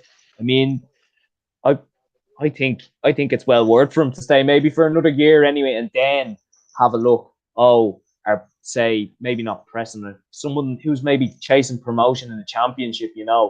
Dre. Yeah. Well, at least it's one of your boys anyway.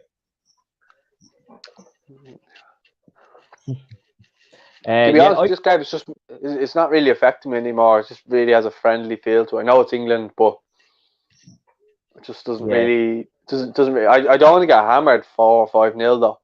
So I'd like if he maybe brought on some other players and gave it a go. Yeah. That was right top bins, that was. Yeah, he took that well. Doesn't take penalties for Everton though. Sorry, you were saying about Jack Byrne. Yeah, I just think he'd be better off giving it another year here in Ireland, and then maybe have a look next year, see who might come in from. Because 3 years on the trot doing the quality that is, might get into Europe with Rovers next year. You never know. I think that's a better experience than just going to play Tuesday nights in Fleetwood or somewhere like that. Not disrespecting them, and Whelan's obviously there as well, but playing in Europe is the pinnacle, and then playing for your country is an even bigger pinnacle. So if you're playing well for Rovers, there's every chance. Well, I think you got to look at it 2 ways. Stays at Rovers, goes down as a legend. It could be famous in Ireland. So he's kind of like an influencer in Ireland. He's kind of like a bit of a celebrity. Like when you look at his social media and stuff like that, he gets a lot of stuff, and gives people shout outs. I think he's big in with his golf and stuff like that. But he is a good poster boy for the League of Ireland. I think he's young, he's good looking, he's a quality player, and he's not even 25 yet, and he's producing obviously on the pitch. Rovers are winning.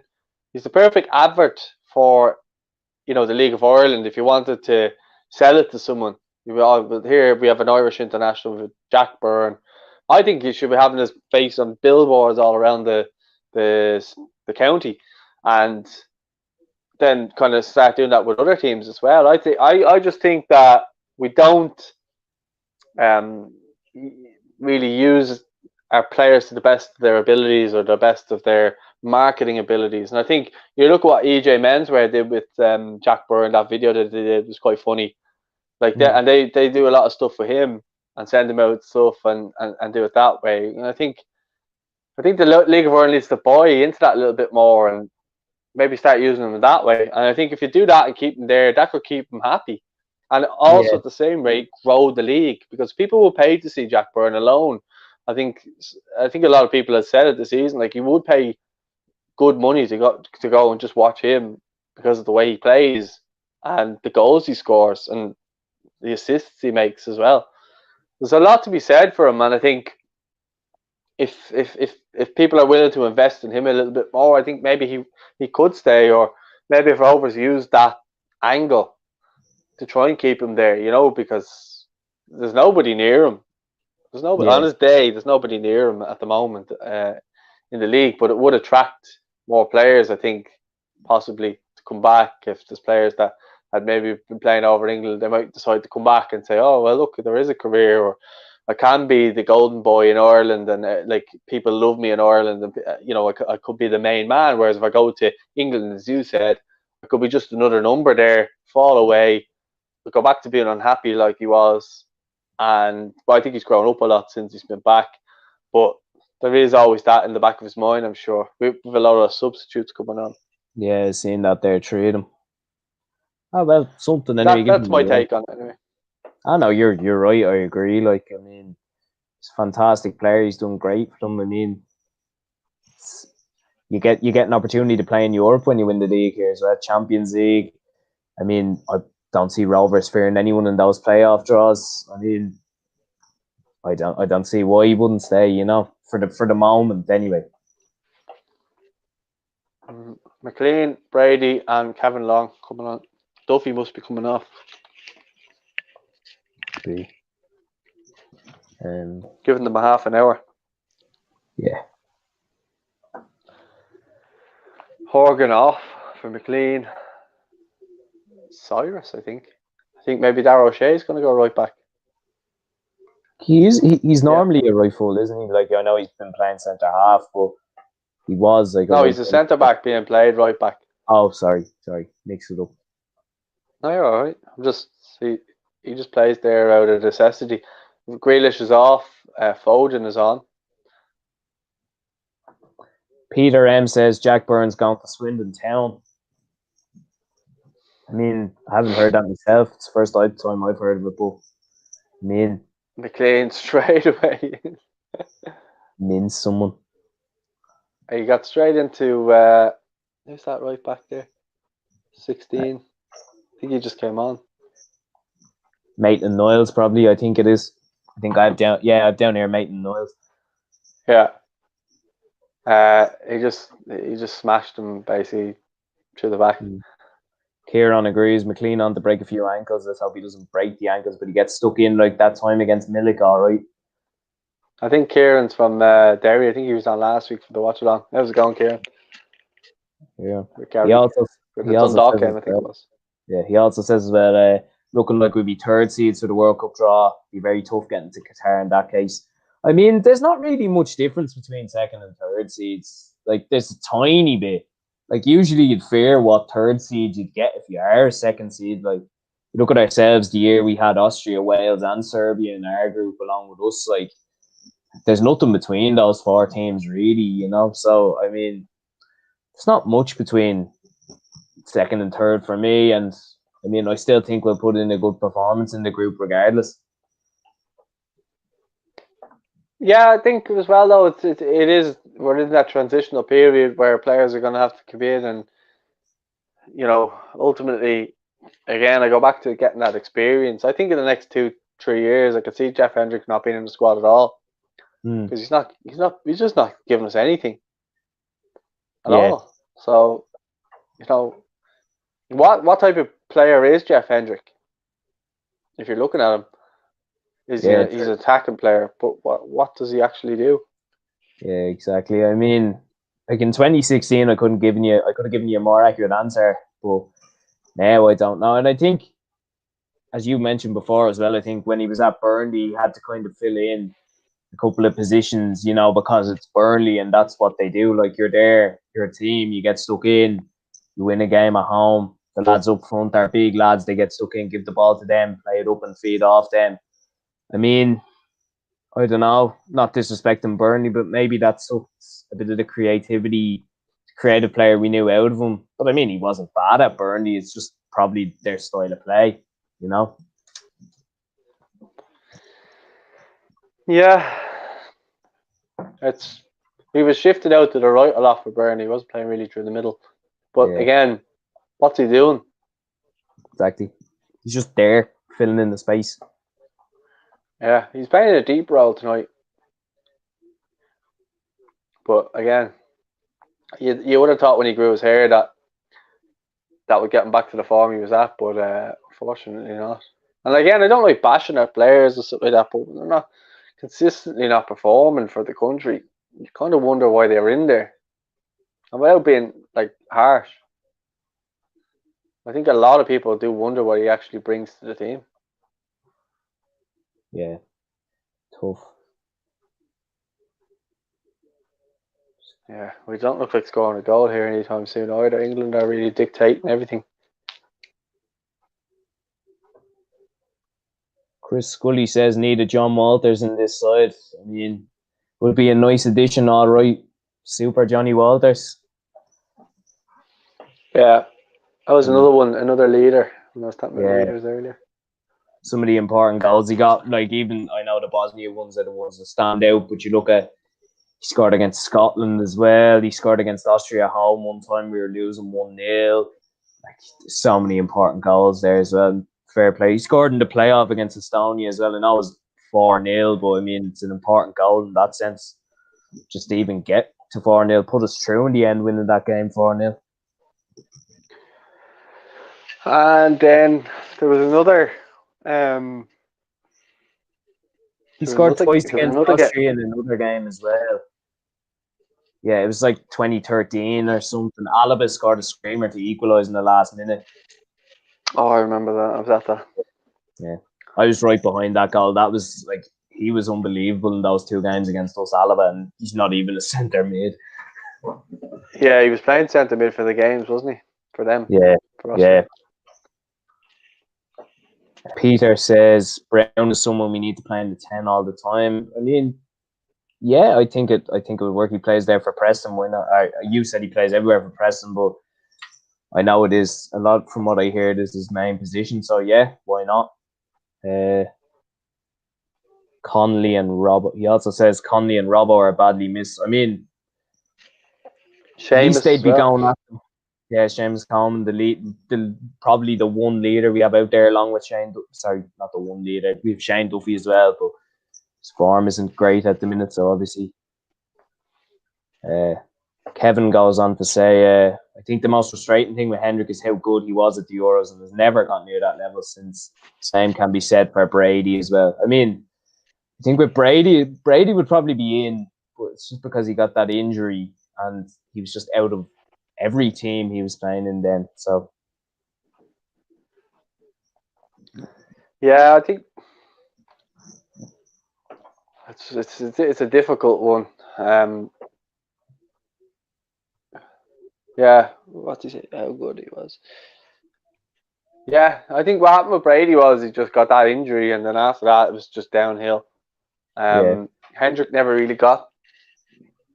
Yeah, Hendrick never really got that injury, and still just never went up in any level or never really improved or performed.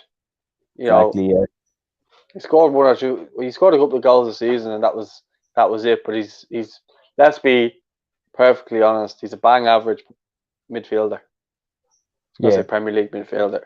I'll say a Premier League midfielder because he's played a lot of his career there now. But bang average.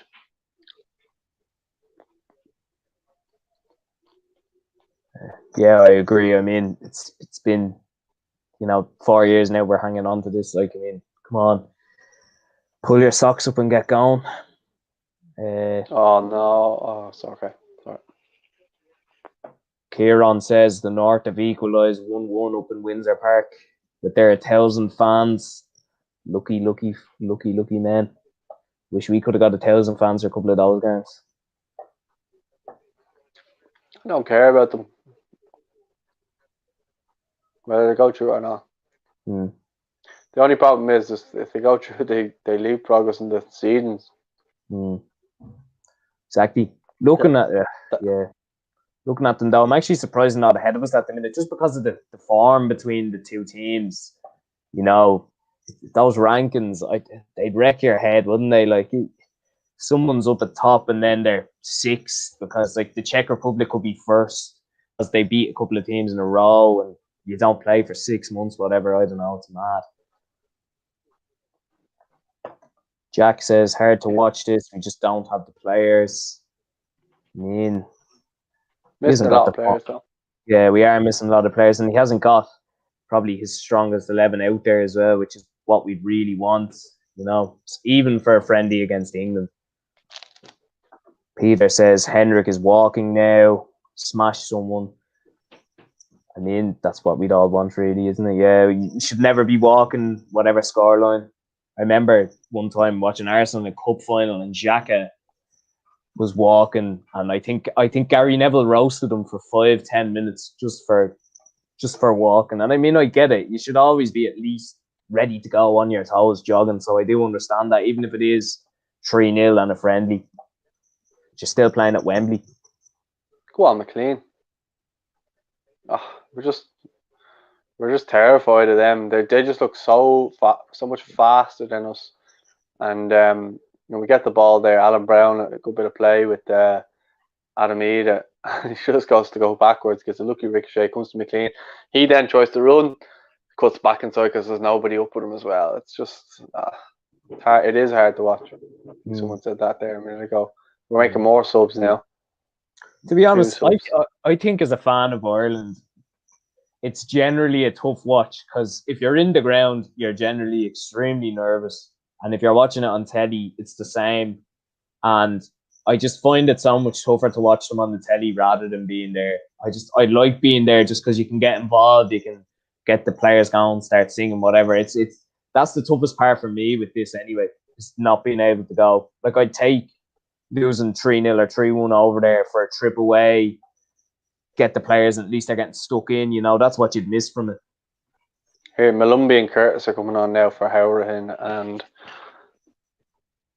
good stuff. Horgan, I imagine. Or Curtis has been great for Portsmouth the last couple of years. Ida. I think he'd be going up centre forward. Curtis.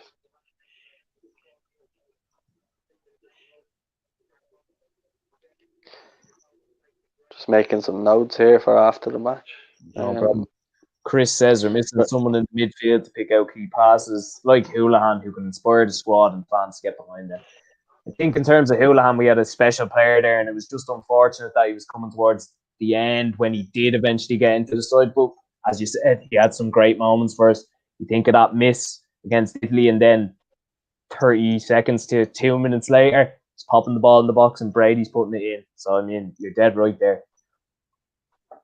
But that's what I was saying earlier about someone who's not afraid to risk it. You know, someone who, look, I'm watching Malumbi now. Straight away, he's getting on the ball and he's looking for, when he gives the ball, he's not just admiring his pass. He's looking to make another option. Oh, we're in here, Alan Brown. Oh, he hits straight at the keeper. But it's a shot on target. Exactly. It's a positive. Gone out for a corner.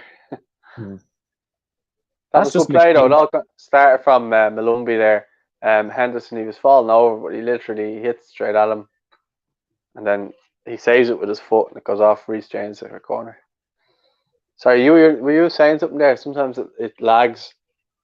I actually can't remember, man. I'm not gonna lie to you. I was watching the game there for a second. It probably wasn't anything of any value, and it was probably just a comment on the match. Serbia have equalised against Scotland. Apparently, Kieran's keeping us updated in both senses on the playoffs.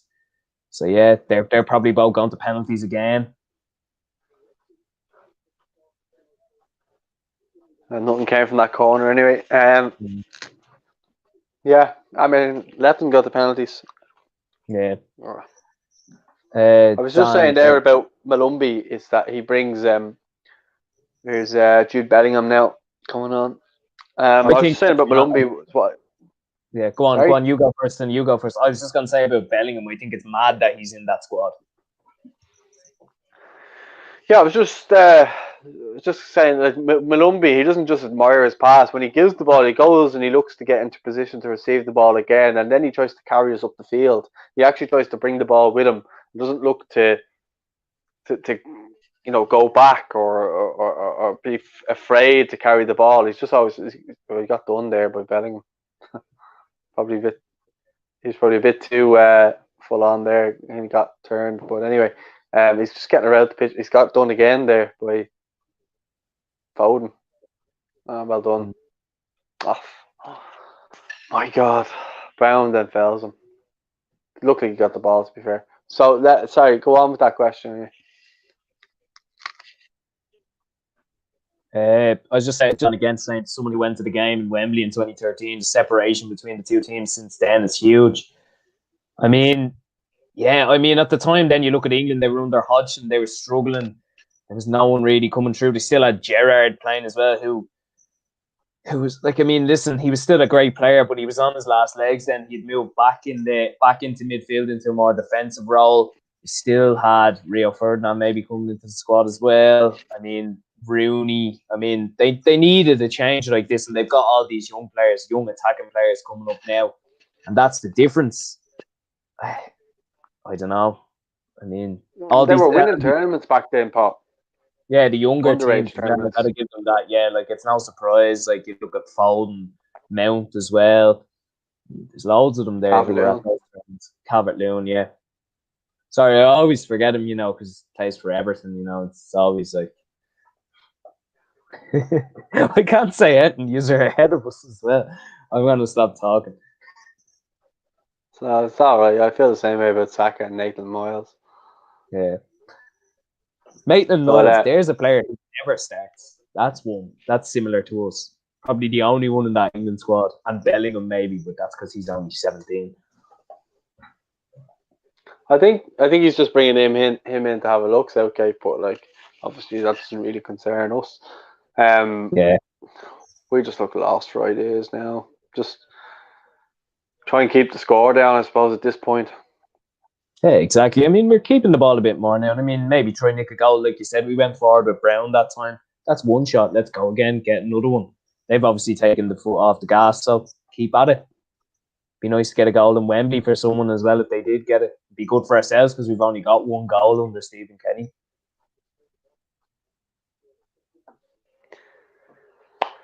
Yeah, I'm not looking forward to doing this player ratings.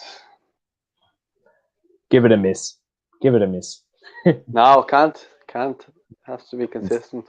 After every game, look, it's one of these. If the players play well, I'm always going to give them, good ratings and stuff like that. But ultimately, when they play bad, I have to give them a bad rating as well. Can't have it all one way. Yeah. Peter M. No Sean Maguire. Hendrick's still on. Brown just pinged the ball from one side to another, then gets in the box. He needs to be one name on the team sheet. He needs to be the one name on the team sheet, but I'm from Cork. So, yes, obviously a bit of bias there. Alan Brown and Sean Maguire wants them both on the side. I think he's saying that Brown should be the first name on the sheet. I mean, I think he should definitely be up there, and I have for the last couple of years anyway. I think he brings a lot more than Hendrick has in the last while anyway,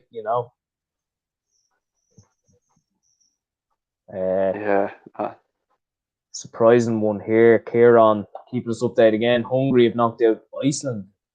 That's it. I mean, they're both very even, but I wouldn't expect that.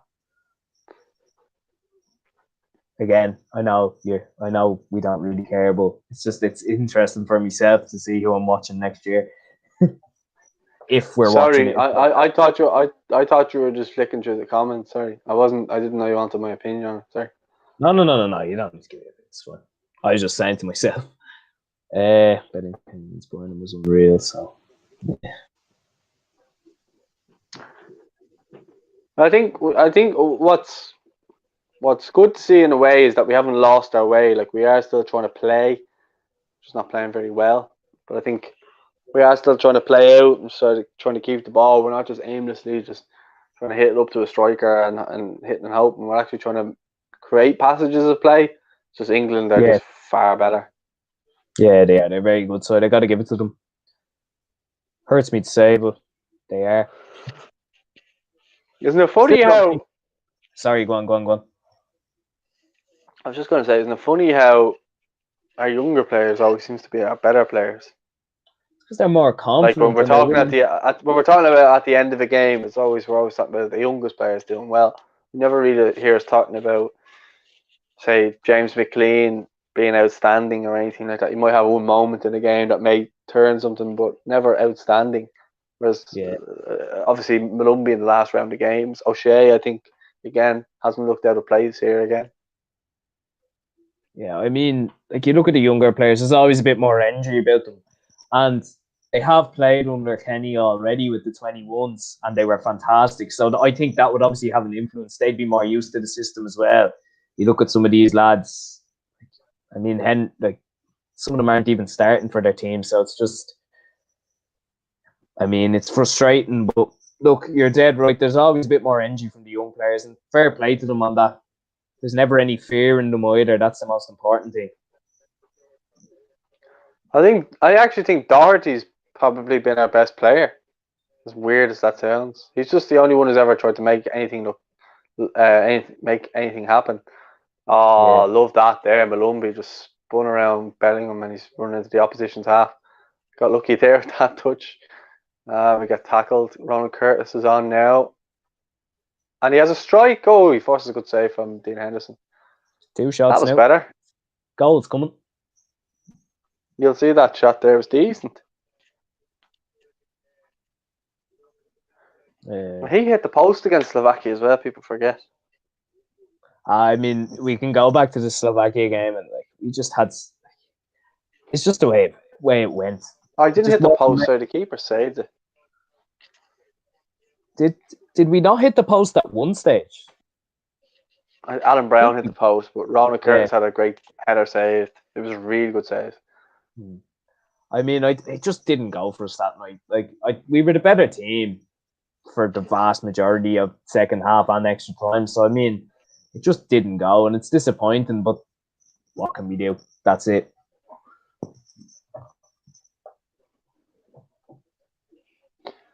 Yeah. On the positives, I got a new Tinder match. We hit the bar as well that night. Chris was saying, quick to tell us that. Yeah. Well done, Curtis. Just Give it up. Make us feel even more sick about it. Jason, here's a surprise. I'm surprised I haven't seen him tonight. Jason Knight. Come on. I mean, I think he deserves a chance. Squad. He's not in the squad. I was in 21s. Sorry, he is. My bad. He's in the last squad. Sorry. Oh my God, lads. What he is doing.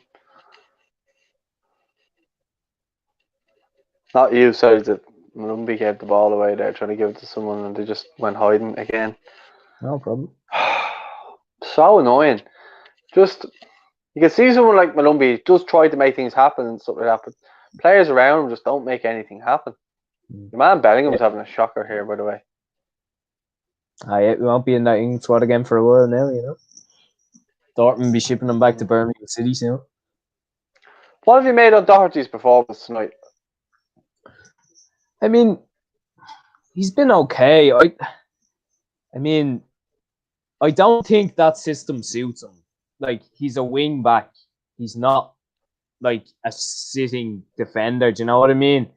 Like, I think when he was at Wolves, it just suited him the way they played.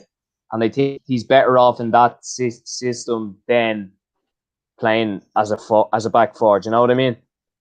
But I think he's played okay tonight, to be honest. I mean, he plays against these lads week in, week out. He's used to playing against them, so he'd obviously be a bit more confident than the rest of them, maybe. So yeah, I think he's been okay. But again, it's not been better. Yeah, I'd say he is. Like, I mean, he's coming from playing with, like, I'm not slating the Irish, but he's coming from playing with Son and Kane, who've been in flying form this year. And now, like, he's playing with, lads who aren't starting, lads who aren't confident. Some lads are in the championship, some lads are in League One. I mean, it's such a big difference, and it's a difference in standard as well. So, must be tough for them. But again, you just have to adjust. That's international football. It's the same for everyone. Yeah, it's just annoying more than anything, though. I do feel sorry for him because he's trying to make things happen. Like, he's trying to get on the ball. He's trying to, create something. And he's defended well. I thought he's been getting up for headers and defending well when he's needed to. He's just blocked another chance there by Nathan Miles. I just think he's defended well and played well, whereas I think Christie had a shocker on the other side. But I think it goes to show that Doherty can be an option at left back now. If you're looking at getting the two players in the team, which obviously I'd like to see them play on the same side. I'm talking about Coleman and Doherty. Yeah, but it's hard, we could see him. Like, we all know when we play with players who are not up to our level, that was really frustrating when you kind of if you are a level above that certain, say, that team you were with or whatever, and you're a good footballer, obviously you've probably been in that situation before yourself, where you're playing with players and you give them a ball and they just totally mess about. It looks like that with Doherty at the moment when he's giving the ball to the attacking players. They just don't look like they're on the same wavelength as him. Yeah, I get you. I appreciate that comment as well, Paul. Thanks very much. You're not too bad yourself. We support each other here in Irish Football Fan TV. And we both have the same name.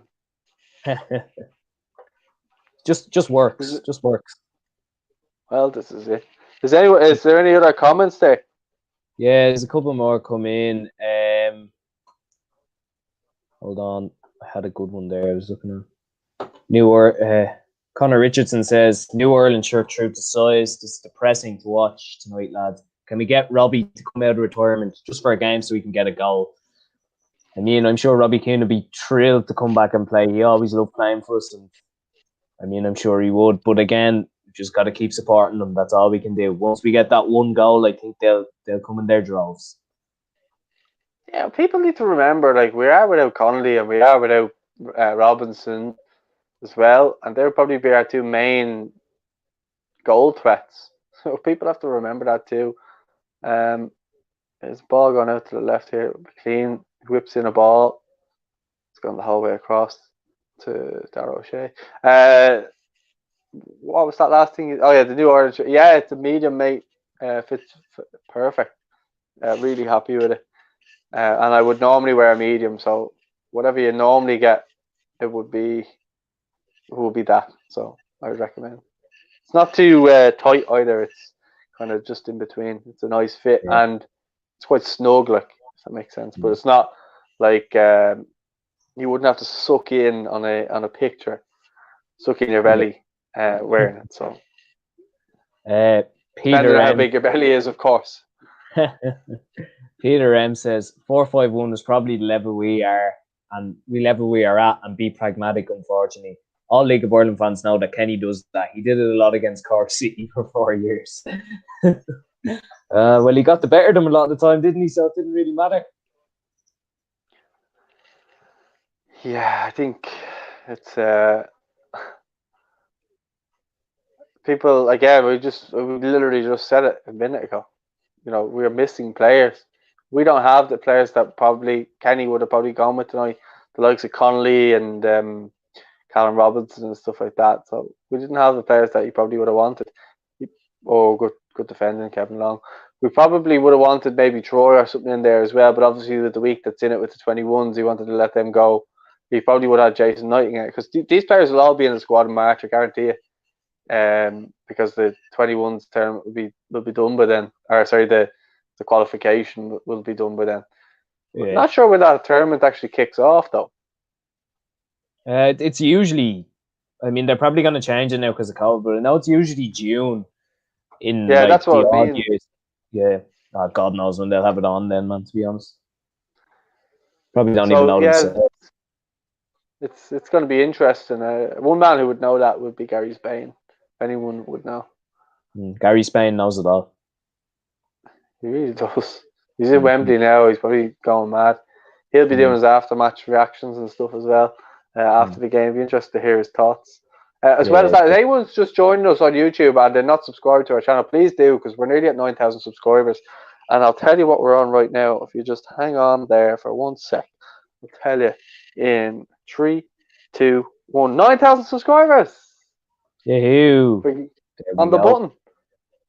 So fair play to anyone who's joined. And anyone who hasn't, you know what to do. Buzzing with that now. John says Darragh O'Shea over Duffy from now on. I think that's a controversial one, maybe. But I mean, if the form is there, I think they should play. He must have been watching the Starting 11 show. I said that. I said there's not much between them anymore. I think Darragh O'Shea is at the level of Shane Duffy and John Egan.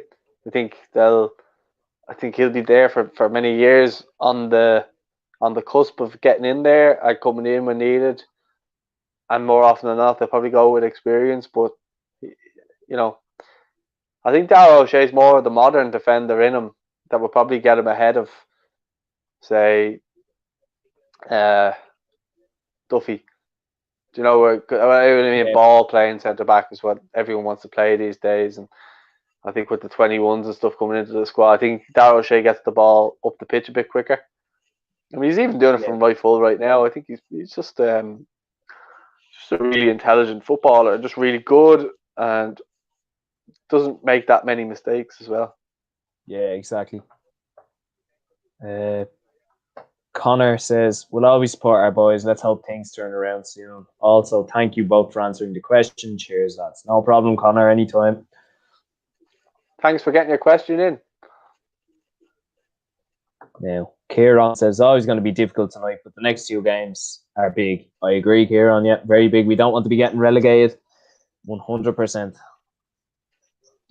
Well, I think they're the big ones for me now. Like, I think this one was more of a pass game. There's no one in that team like that's on the pitch now that, you know, would make me have ill feelings towards. Obviously, there's Royce and Grealish, but Royce won't play. He's not going to come on. Well, I doubt he will anyway. Well, McLean. I wonder if any of them said anything to him in terms of, you know, like McLean or something passing him in the tunnel. I wonder if there was any awkward exchanges between them, because I don't think Grealish gets it as much because he was a 21s player. He didn't play 3 full caps. Yeah. What? Ref, go away. Make them retake the throw in. Sorry, where was? Yeah, I was just saying about Grealish. Hendrick done well to win the corner there. So for me, this game's more of a pass. It's not that big of a deal. It doesn't really, you know, I know it's not nice losing to your rivals or whatever, but they won't even care. They don't look at us as like a nation that we should or that they should really care about or hate. Like, because obviously a lot of them don't know the history between the 2 countries or whatever, but this is a footballing nation. Like, a lot of the Irish fans would support clubs that a lot of those players are with as well. Yeah. So I just don't really see it as much of a horrible match as it's supposed to be. Obviously, if those 2 players involved, it has that thing to it. But now, it's not on the pitch or anything like that. Like, England are actually a good side. I agree. Sometimes you have to put your hands up and say you were beaten by the better side, and we just weren't good enough. We just didn't turn up as well. But I think we probably could have done more, but we left our striker isolated for most of the game, and defensively, I think we bottled it a bit. I mean, Duffy could have done better from Harry Maguire's goal, and I think what's his name? I think the only goal that was actually quite good was the Sancho one. Yeah, he took it well. Full time, 3-0 to England at Wembley against Stephen Kenny's Republic of Ireland. Let us know your thoughts in the comments. Paul, if there's any other comments, we'll quickly run through them. If not, we'll jump off and I'll get these videos done. Just a couple more. Kevin just says, congrats on 9K. Thanks very much, Kev. Go on, Kev. David See, I'm Salter. not even actually really upset. It's a friendly. There's 2 more important games, as David says here. We need to beat Bulgaria, sneak a draw against Wales. I think we could still beat Wales regardless. I mean, you've seen Wales a couple of weeks ago. I know Bale wasn't playing, but I mean, he's not the Gareth Bale of 4 years ago as well. You know, like, it can be easily snuffed out. And it's, I mean, we have to perform in those games, and it's still a big game for us. And yep, that's it. That should be it. No more. Oh. Yeah, oh, sorry. Peter says, yeah, lads, give you a lot of stick being from Pelham for install a bit of a laugh. Exactly. He didn't give us. I don't think he gave us stick, but anyway. Yeah, no, he says only messing. David says, thanks for giving us some entertainment on the present night. And then Chris just says, what's your overall opinion? Not great, but it's I'll be doing that. Yeah, Paul will be doing that. I'll just say, not great, but it's only a friendly. The important games are on Sunday and Wednesday, so we go from there. Anything to add on that, Paul, before we go? Disappointing, but again, as I said, there's so many things going against us at the minute. Not having fans in the ground, not having our best starting 11, still early days with our new manager. I mean, listen, 3-0 is probably a fair result looking at it overall, but obviously it is disappointing. And I think we would give them a much better game if circumstances were better. That's fair enough. Well, anyone who joined us tonight and gave nice comments or whatever, thanks very much for joining us. Thanks to anyone who's subscribed as well. Helped get us to 9k. Obviously, we'll be aiming now to get to 10k before Christmas. So if you could please subscribe if you're new to the channel or returning and you're a regular watcher and you just don't subscribe, because sometimes that can just happen. You like the videos, but you don't subscribe. Yeah, huge thanks to Paul. Go follow Paul on his social media. If you want to follow me, my social media stuff is underneath my name as well. And we will speak to you all soon. Paul, if you wouldn't mind ending the broadcast, that would be fantastic. Yeah, great. Thanks very much, lads. Good luck.